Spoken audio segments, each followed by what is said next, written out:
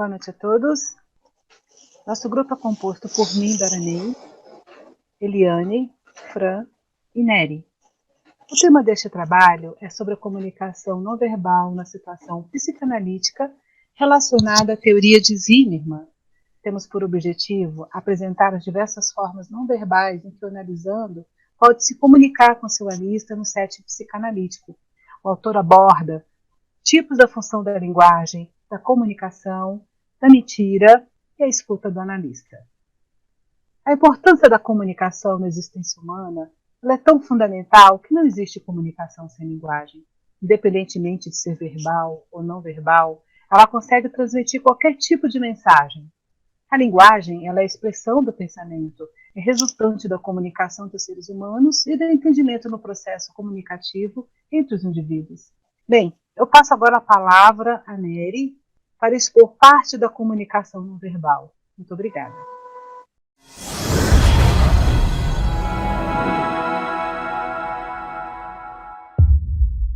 Obrigada, Dora. Boa noite a todos, colegas, professores.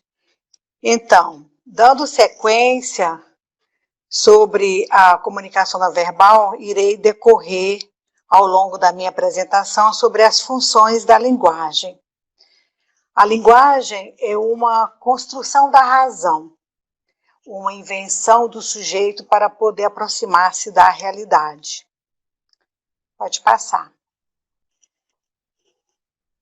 É por meio da linguagem que interagimos e realizamos a comunicação verbal. A língua que falamos, por exemplo, é um código. E nesse código linguístico que vamos buscar os signos, palavras e estruturas com que nos comunicamos verbalmente. Pode passar, Dora, por favor. Não, perdão, eu acho que é no anterior. Isso.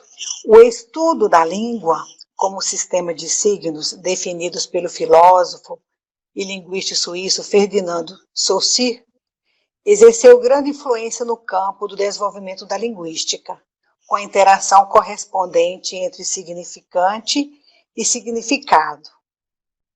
Lacan, partindo dessa teoria de que a linguagem, ou convenção significante, como ele costumava denominar, é que determina o sentido e gera as estruturas na mente. Ele ainda acrescenta, ele dá uma importância significativa aos dois signos linguísticos, que vamos ver em seguida, significante e significado. O significante alude à imagem acústica, seria, na verdade, o material fonético da palavra. Trouxe, por exemplo, aqui a palavra sol. Pensamos nas letras que a compõem e nos fonemas que a representam. E os fonemas, como todos sabem, é a unidade sonora do sistema fonológico de uma língua. O significado alude ao conceito do formato. Apenas ele denota, classifica, dá colorido para a palavra. Seguindo o mesmo exemplo da palavra sol, imaginamos um objeto lindo, radiante no céu, com luz própria, e toda a beleza que a memória recria essa imagem, né?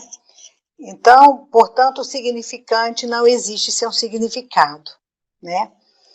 Então, Lacan, ele trouxe a linguagem de volta à psicanálise, da qual os analistas pós-freudianos terem se afastado dela.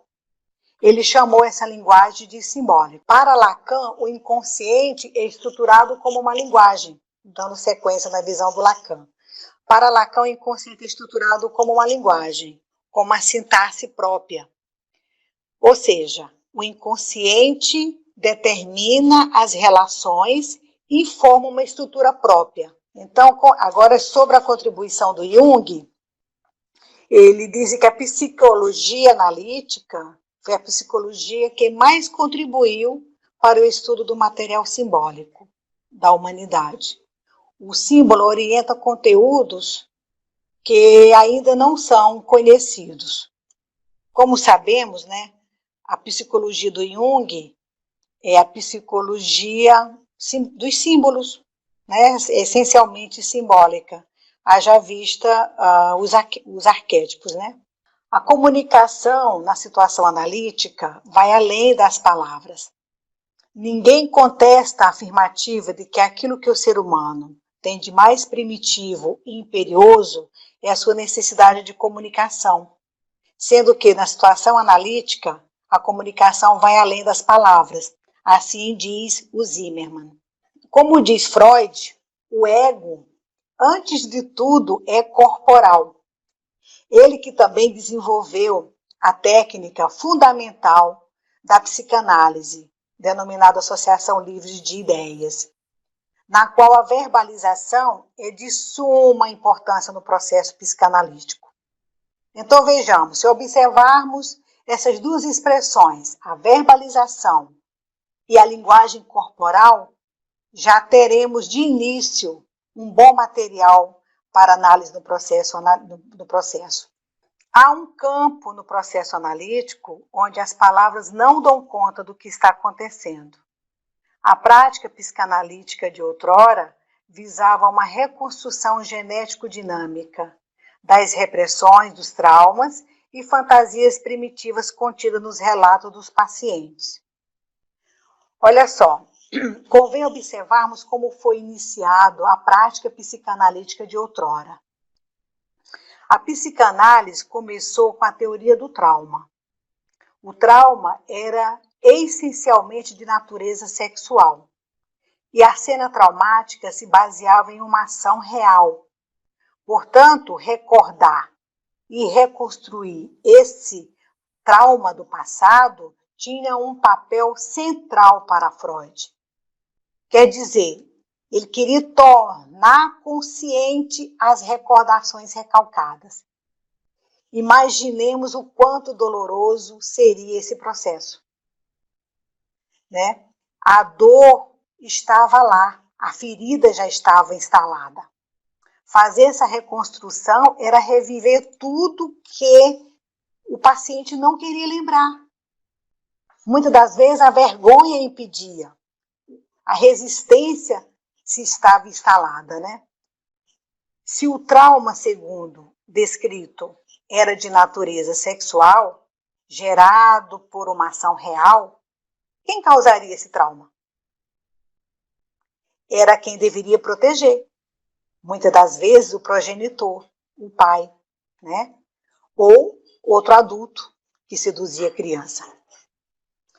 Tempos depois, Freud desenvolveu o conceito de transferência, processo inconsciente, de grande relevância no processo de cura, né? Então, facilitou muito o trabalho de desbloqueio do paciente, né? Para falar de sua dor.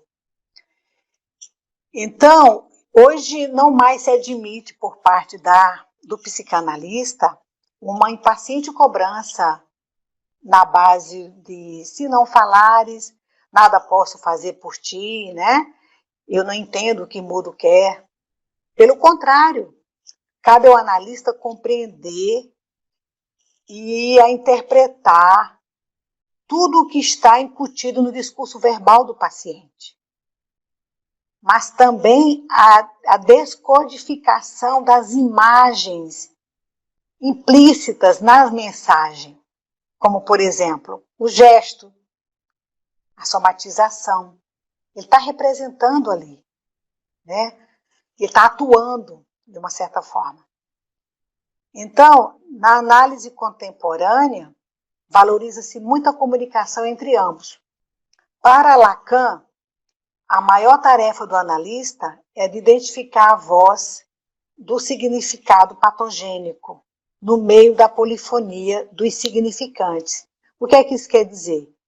Que é para o analista identificar uma patologia dentro de uma multiplicidade de sons atrelado às imagens acústicas, ele tem que ser, no mínimo, muito bom. né? Então, Lacan ainda completa que as doenças são palavras não faladas. A comunicação não verbal. A comunicação não verbal é outra forma de comunicação, em que o código utilizado é a simbologia, ou seja, por meio dos signos visuais e sensoriais. Os visuais, todos já sabemos, é aquilo que está no campo da visão, né? A gente identifica, são as figuras, os gestos, a postura, tá? Os sons. E os sensoriais é tudo que é relativo aos sentidos. A comunicação não verbal é tão plena que às vezes se expressa inconscientemente. É muito legal isso, né? Ela revela essa comunicação, ela revela muito do comunicador, né? O seu estado emocional, a sua sensibilidade, né? Quantas vezes a gente está falando, estamos inseguros, estamos com as mãos suando, a voz embargada, né? O rubor na face, a face ficam avermelhadas. Isso também revela uma expressão do comunicador. Então, a maioria dos linguistas, eles acham desnecessário dividir a linguagem verbal e não verbal, porque todas convergem para o mesmo fim, que é a comunicação. O exemplo que eu trouxe é da caixa de areia, que é um método de terapia projetivo, não verbal, portanto, é essencialmente simbólico. Outro exemplo que eu peguei no livro da Cristina Cairo, o livro Linguagem do Corpo, diz assim: a linguagem do corpo é apenas a voz da energia vital gritando por liberdade. Dentro dessa situação da linguagem, trouxe aqui algumas contribuições de suma importância na visão do Bion. Ele diz que o corpo fala, basta observar como o bebê se comunica com a sua mãe, no ato da amamentação. Há uma comunicação recíproca entre eles, pela sensoriedade, que são a visão, olfato, audição, né? E pela motricidade, que é a sensação afetiva e emocionais que um desperta no outro. Os gritos do bebê são fonemas, ou seja, são sons que servem para descarregar uma tensão que ele está vivendo. Porém, ainda não há discriminação entre o grito e o fator que o excitou, porque ele não tem ainda a condição de se expressar através da palavra. Então, cabe quem? Cabe à mãe uma boa capacidade de comunicação com seu bebê. Ela pode identificar os significados emitidos por esses sons. O choro diferenciado de quem está com fome para quem está sentindo uma dor deve ser diferente. Eu não sou mãe, mas eu posso imaginar. Um choro de quem está com a fraldinha suja.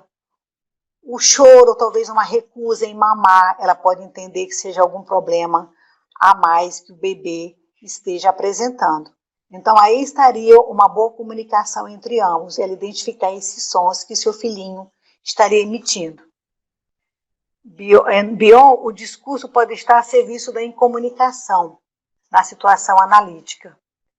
O termo alude ao fato do paciente construir uma narrativa fundada em uma ilusão falsa, além de tentar passá-la ao analista como se ela fosse verdadeira, como uma forma de atacar os vínculos perceptivos. Assim, é útil que se entenda clara a diferença entre falar e dizer, sendo que isso vale tanto para o paciente, para o analista e para os comunicadores em geral. Então, já que ele faz menção a esses dois verbos, convém a gente falar um pouquinho sobre ele. Haja visto que ambos são estudados no campo diferente da linguística. Falar, por exemplo, genericamente representa o ato de se exprimir oralmente por palavras, né? E é estudado pela fonética.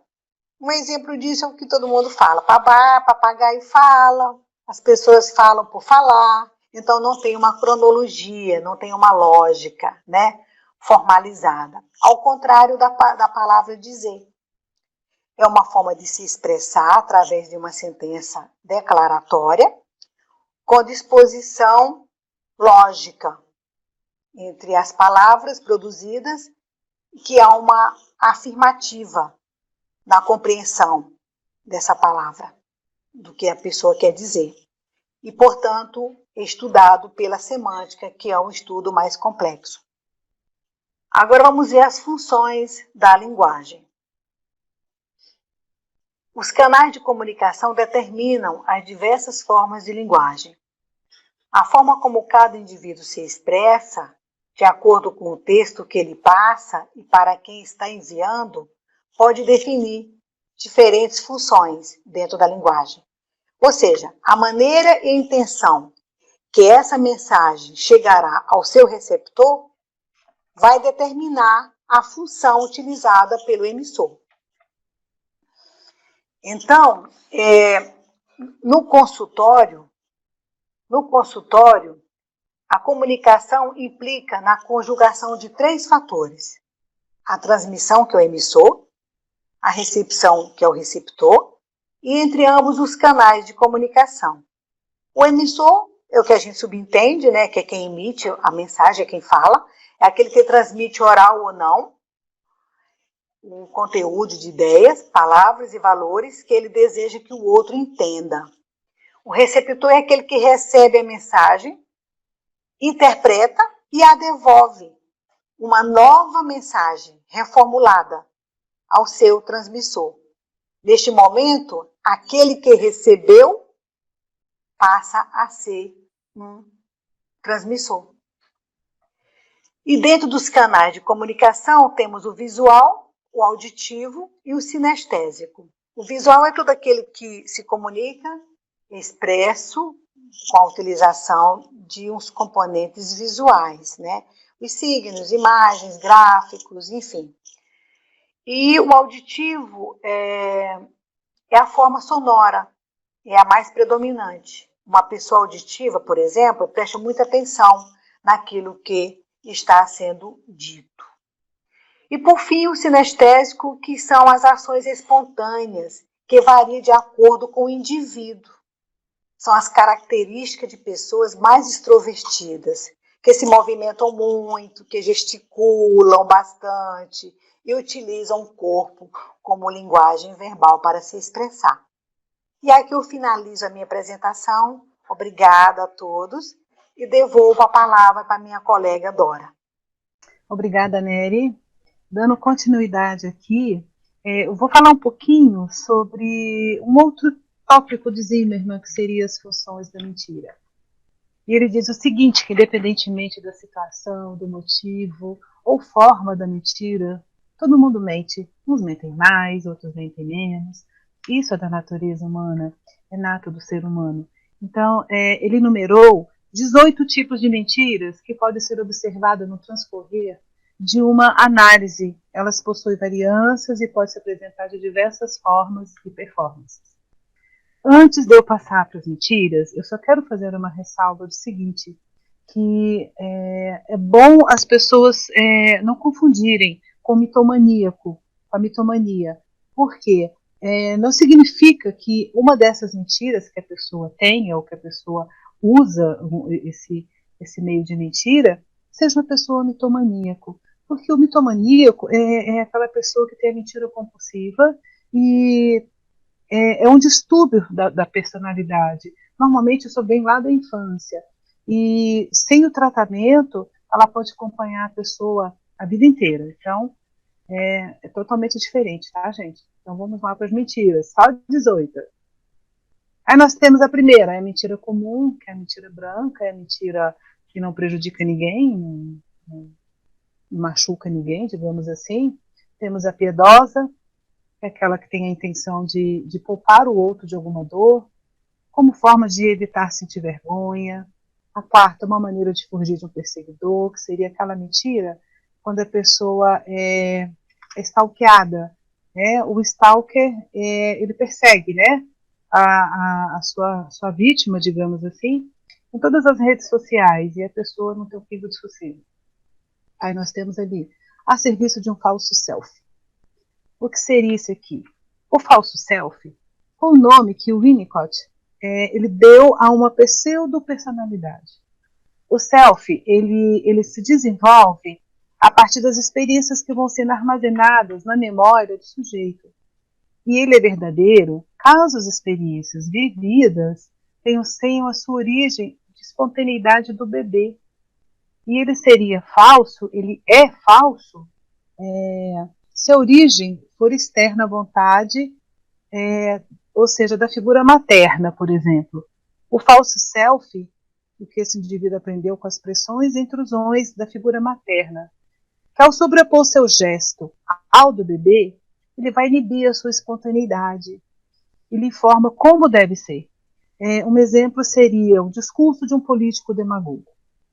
Aí nós temos a mentira psicopática, a mentira maníaca, como forma de perversão, a mentira do impostor, como uma forma de comunicação, uma forma de evitar tomar conhecimento das verdades penosas, a mentira encoberta por um conluio geralmente inconsciente, mentira que decorre de uma cultura familiar, é aquela mentira que a criança cresce no meio dos pais que mentem, os irmãos que mentem, ele cresce nesse meio e acha que mentir é uma coisa normal.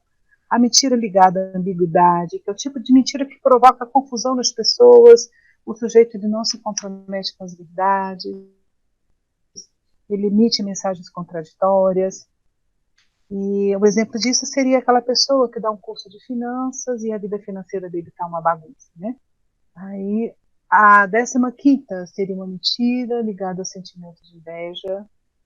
A 16, uma forma de pôr vida no vazio. Nossa, minha vida é tão vazia, e é melhor mentir, né? Uma finalidade estruturante. E mentir para si mesmo, que seria querer tampar o sol com uma peneira. Não tem como você mentir para você mesmo, você mente para o mundo, você mente para qualquer ser humano, você mente para qualquer um, mas é impossível você mentir para você. E todos nós mentimos de alguma forma, né? Somos portadores de uma parte mentirosa. Mário Quintana diz o seguinte: a mentira é uma verdade que se esqueceu de acontecer.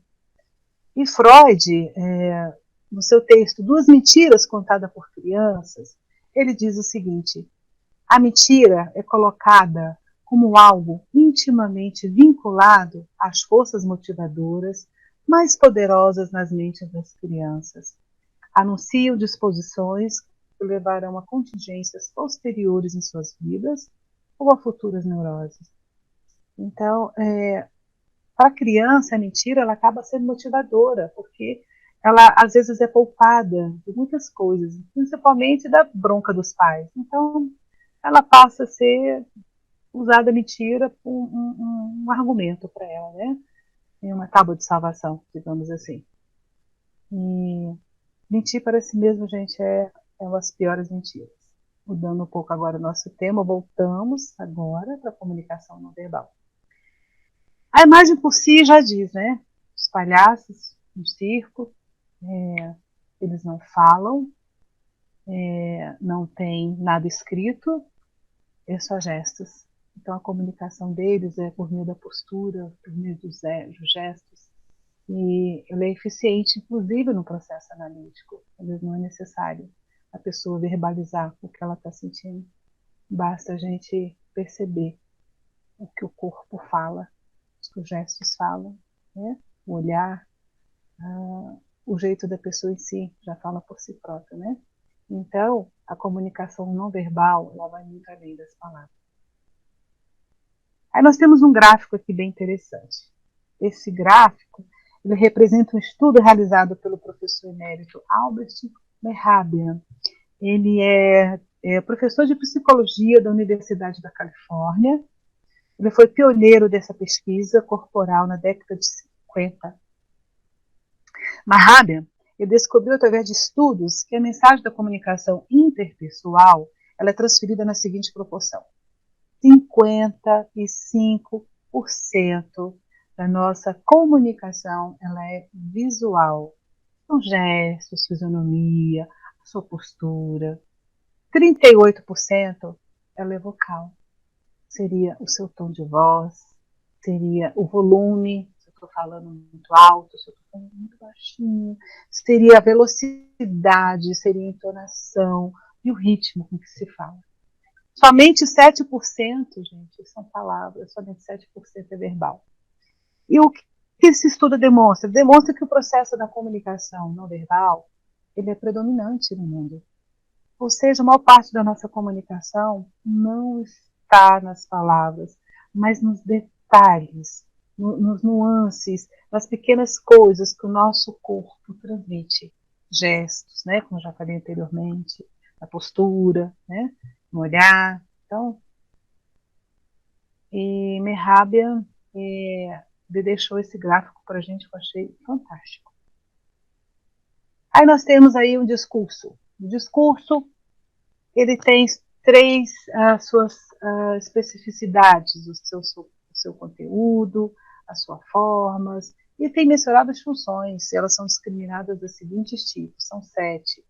A informativa ela é um aporte de dados, é um subsídio de qualquer tipo de auxílio, que se destina a um propósito específico, um aporte financeiro, um aporte social, literário, científico. Aí nós temos a estética. A estética, ela vem de êxtase, e quer dizer, né, sensação, ou seja, ela diz respeito ao impacto sensorial, porém, ela não é unicamente da ordem da beleza, como geralmente nós supomos. A retórica, que tem a finalidade de convencer o outro. A instigativa, ela estimula a reflexão no outro. A negatória é a não comunicação. A primitiva, ela age por meio dos efeitos e afeta o outro, como pode ocorrer, por exemplo, na contra-transferência. E a persuasiva, normalmente ela está associada a um discurso em que a pessoa tem como intenção de convencer os outros, o outro, né, algo que de fato ele não é. Então, para a gente só fechar nesses 7 tipos aqui, um exemplo seria dessa persuasiva, um discurso, por exemplo, de um mau líder religioso.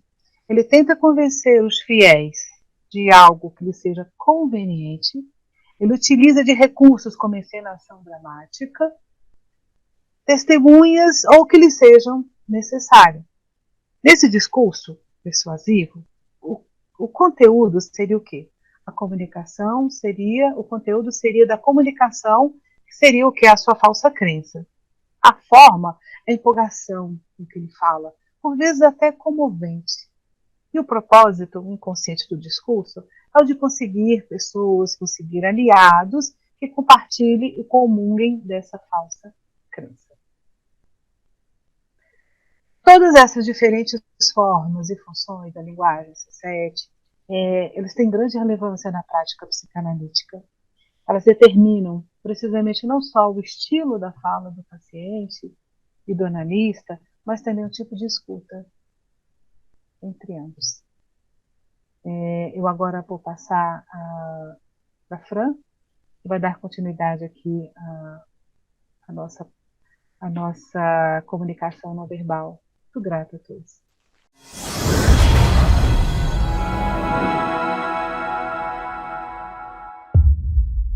Continuando aqui sobre a comunicação na situação analítica. Na comunicação entre o analista e o analisando, na manutenção dessa relação entre o emissor e o receptor, há pelo menos 4 canais que exercem movimento permanente e recíproco. São eles: associação livre, que é a verbalização de ideias, formas de linguagem não verbal. É bom lembrar que o silêncio também é uma linguagem não verbal. Capacidade de intuição e os efeitos contratransferenciais que a Eliane vai falar depois. Sensibilômetro, a sensibilidade e o terapeuta. Para Zimmermann, o terapeuta precisa estar com seu sensibilômetro em frequência constante com o analisando.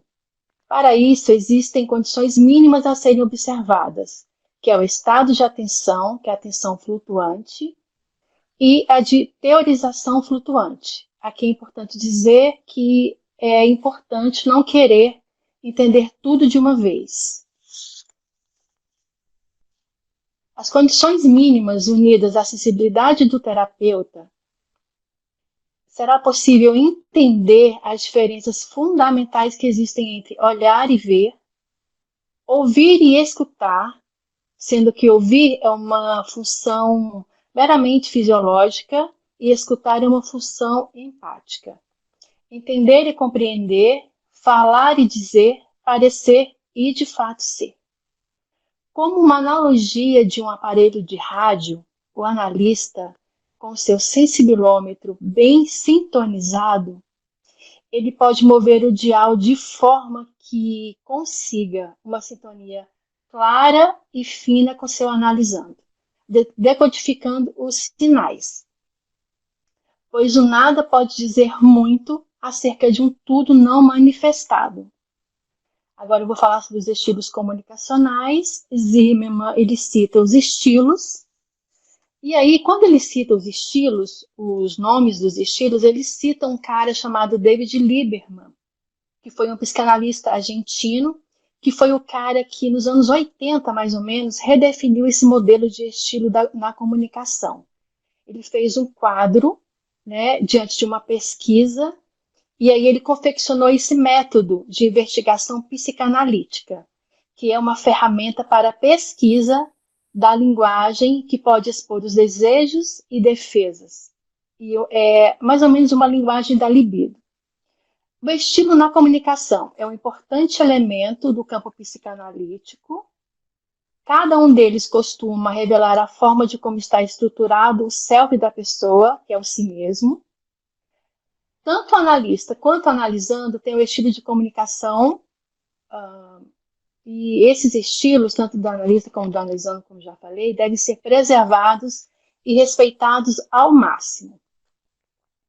Cada estilo manifesta um tipo de personalidade, ou seja, na fala do analisando é possível observar os aspectos da personalidade dele.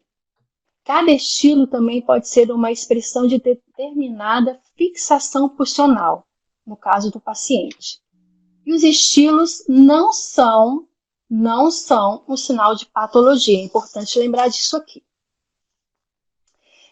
Os estilos, as pessoas podem mesclar os estilos, mas aqui eu considerei, Zimmermann considera os estilos que predominam.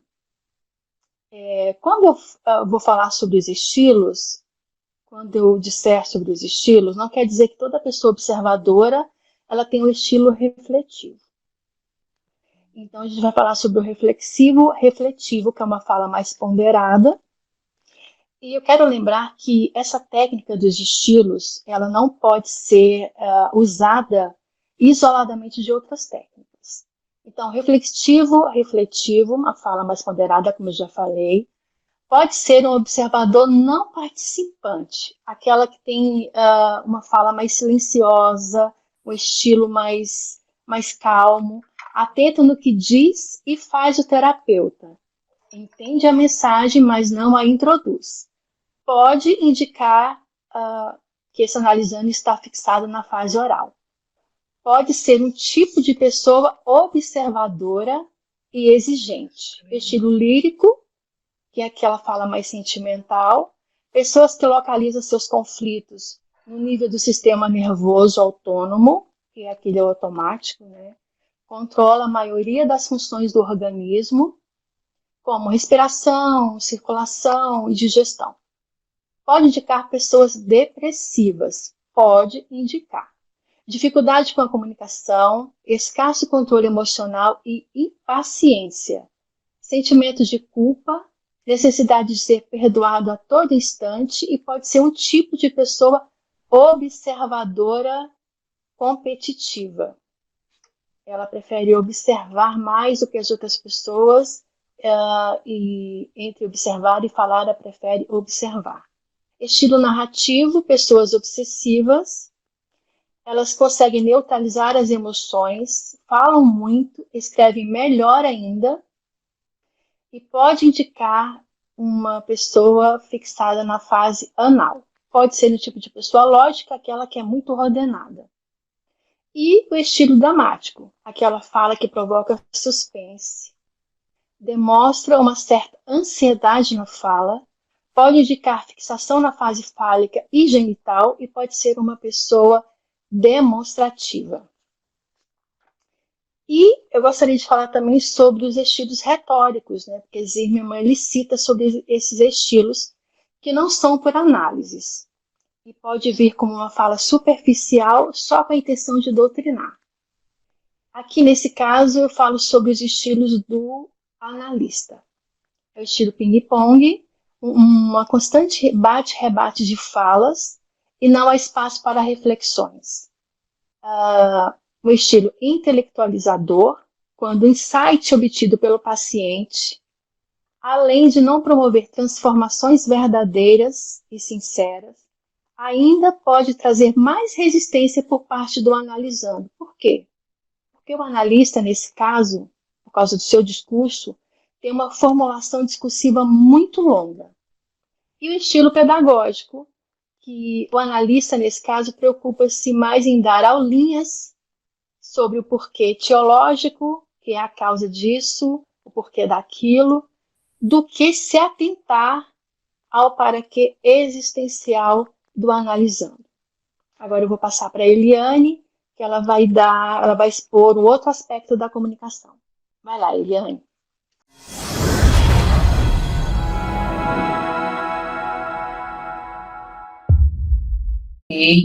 Muito obrigada, Fran. Boa noite, professores, colegas e demais. Eu sou Eliane e, dando continuidade à exposição sobre os diversos aspectos da comunicação no SET analítico, eu irei me ater aqui a somente as nuances inerentes à comunicação não verbal.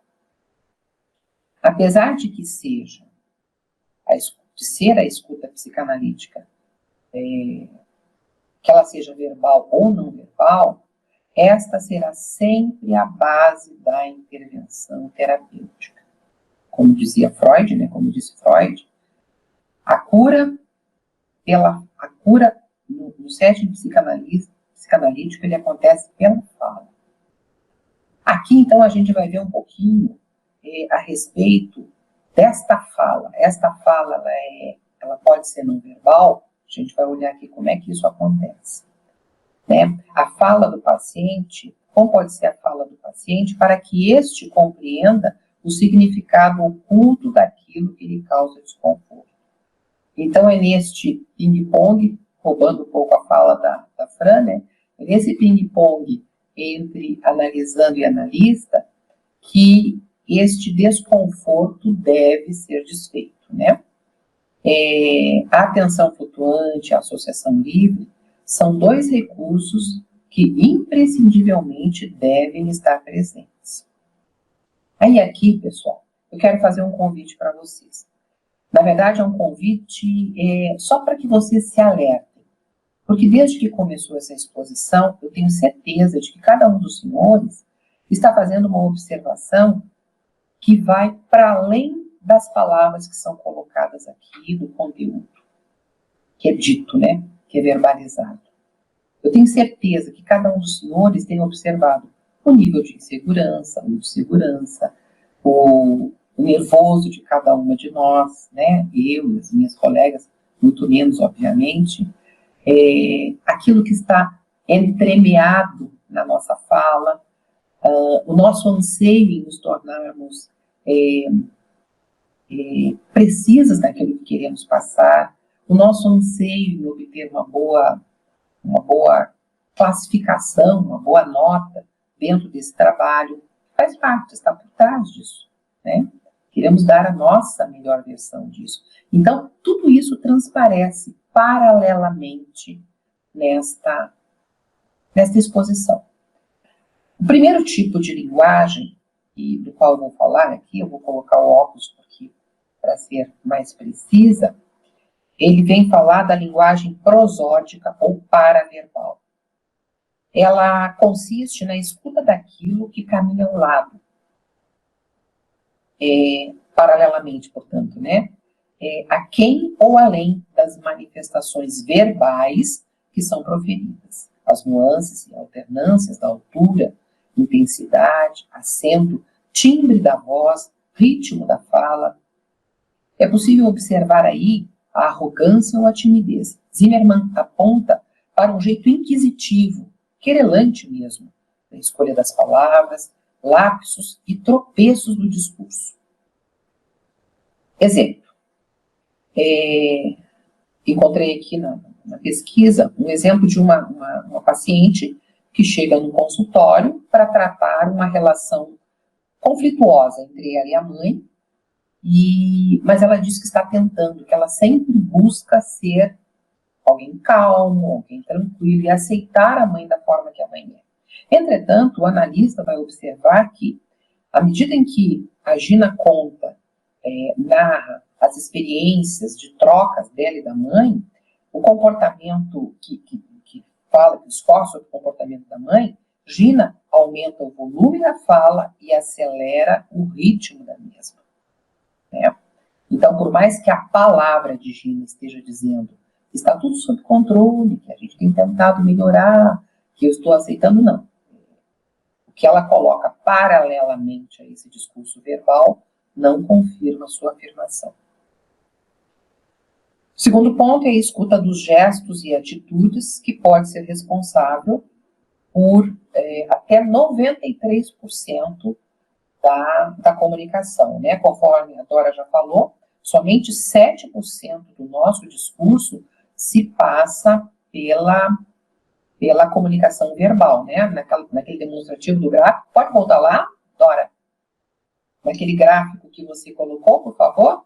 Eu vou aproveitar, vou explorar um pouquinho aquilo que você colocou lá. Se somarmos os 55% da comunicação a partir do nosso corpo, e os outros 38%, que é isso mais ou menos que eu estou falando aqui, que é entonação, que é a comunicação paraverbal, isso vai somar 93% da comunicação numa interação com o outro. Logo, só sobra 7% de comunicação para ser verbal. Podemos voltar lá, Dora, por favor.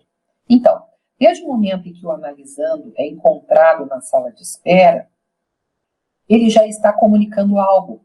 Sua pontualidade ou não, sua vestimenta, a expressão facial. A expressão facial ao entrar na sala, se ele deita, se ele senta, se ele espera o terapeuta convidar, enfim. A sua forma de agir, ela já está comunicando, ela já forma um recurso para que a análise comece já naquele momento sobre o estado de espírito daquele analisando.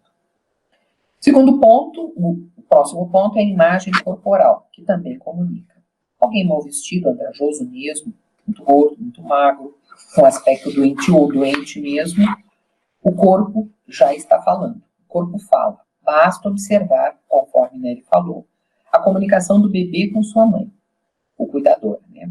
Zimmermann cita 5 aspectos importantes. A imagem corporal, que é como me vejo. Isso a gente nota muito nas pessoas que sofrem de distúrbios alimentares, que têm a tendência de se perceber diferentes daquilo que de fato são, né? Os cuidados corporais, pessoas que são muito cuidadosas com as roupas, o cabelo, com a aparência do seu corpo físico, a saúde, a musculatura, né? Tem aqui um ponto onde eu vou me ater mais, que são os sintomas conversivos, que é colocado por Zimmermann como um transtorno de somatização, por exemplo, e isso, os sintomas conversivos, eles têm origem em conflitos psíquicos recalcados, que a gente tenta recalcar, esconder mesmo, né, do outro e da gente mesmo, mas que eles acabam se convertendo em em queixas álgicas, gastrointestinais, sexuais, elas acabam se revertendo em somatizações. A hipocondria também, são sintomas físicos, sem causa efetiva, somatizações onde alguma parte do corpo atua como caixa de ressonância, por exemplo, as pessoas que têm dificuldade de se colocar em seus descontentamentos, seja no trabalho, seja no âmbito familiar, seja nas relações mais próximas, mais íntimas, elas têm tendência a transformar o seu aparelho fonador, essa parte do seu corpo, numa caixa de ressonância. Pessoas que guardam muita raiva, muita contrariedade, têm a tendência de ter problemas no fígado, né? E assim sucessivamente. A próxima é a escuta da linguagem metaverbal, que é aquela comunicação que se opera simultaneamente em dois níveis distintos, que podem ser contraditórios entre si. A metalinguagem pode ser avaliada como, analiticamente, por meio de uma cadeia associativa, compostas por mensagens ambíguas, paradoxais, contraditórias ou do uso de formas negativas do discurso. Aí a mais clássica que a gente conhece, todos nós conhecemos, seria aquela de quando o marido pergunta para a mulher: você não gostou de ter ido visitar mamãe hoje? Ela diz: não, eu gostei sim, eu adorei, eu amo minha sogra é muito importante para mim, ela é sempre um presente na minha vida. Quem já não ouviu uma cena nesse estilo, não é? A próxima seria a escuta da linguagem oniroide. O que é a linguagem oniroide? São aquelas visualizações de imagens que podem adquirir conotação mística, por meio de sonhos, devaneios, fenômenos alucinatórios. Ela pode ser preocupante na medida em que ela assume muita importância para o analisando. Alguém que, por exemplo, um tipo de uma visualização de conotação mística. Por exemplo, alguém que diz que acorda de madrugada e percebe uma luz envolvendo o seu leito, né? Quer atribuir um caráter místico, divino, alguma coisa assim. Alguém que se percebe sendo seguido. Cada vez que eu vou à padaria ou à mercearia, parece que tem alguém me seguindo. Isso é perigoso, porque a pessoa pode estar manifestando ali algum tipo de mania de perseguição, paranoia, enfim. É preciso que se enderece um olhar mais cuidadoso, né? A escuta da conduta. O fenômeno da atuação também permite compreender que o paciente está repetindo compulsivamente, como uma busca de ser entendido pelo analista em suas falhas e necessidades básicas. Aqui vai ter relação com aquelas pessoas que buscam se comunicar, e dentro do set analítico, isso é um recurso que carece de ser visto com atenção, aquela pessoa que faz o drama, né, digamos assim, que ela atua realmente de forma dramática. Eu fui buscada certa feita por uma paciente que cada vez que ela lembrava as situações ruins que ela tinha vivido na condição de criança abusada sexualmente pelo padrasto, ela escorregava da poltrona, se ajoelhava no tapete e esmurrava o chão, narrando aquela situação. Era um gestual extremamente forte e dramático, que certamente ela acreditava que trazia maior ênfase ao seu relato. Isto solicita uma escuta de conduta, realmente, né? O próximo item vem falar de como realizar a escuta dos efeitos contratransferenciais. Zimmermann alerta que para estes existem dois caminhos. A contratransferência pode configurar-se como algo patológico, né? Bem como também é possível usá-la como uma bússola empática para auxiliar o paciente. Então, são dois caminhos que talvez uma mesma situação possa nos trazer. O que seria uma contratransferência patológica? Entendemos que seja algo negativo, seja algo em que, primeiro, contratransferência, só para lembrar, né? É aquilo que acontece, é a transferência que acontece de parte do analista para o analisando. Para melhorar esse entendimento, eu quero colocar um exemplo aqui, um exemplo curto. Quando, por exemplo, alguém busca um atendimento psicanalítico porque vem passando por um divórcio extremamente conturbado e doloroso. E aí ele vai bater na porta de um analista que acaba de viver uma situação semelhante. Neste momento, existe grande possibilidade ou probabilidade de que, se esse analista não for extremamente cuidadoso, que ele possa provocar uma contratransferência, querendo induzir o seu paciente a tomar atitudes que ele acredite que teriam sido úteis para ele quando o mesmo fato com ele ocorreu. Será que deu para entender assim um exemplo?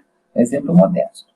E aí, nesse caso, ele pode atuar, agir com esse paciente de uma forma patológica, portanto negativa, ou usar este fato para usar como uma bússola empática, respeitando o seu paciente dentro das possibilidades, do entendimento e dos recursos que ele dispõe.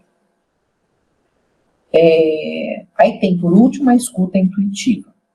A escuta intuitiva é o caminho que será tanto mais eficaz para o analista e, portanto, para o analisando, quanto maior for o entendimento, o preparo desse analista sobre o caso que o desafia. Conforme o Lúcio sempre nos fala, o nosso preparo vai nos ajudar muito com a nossa intuição.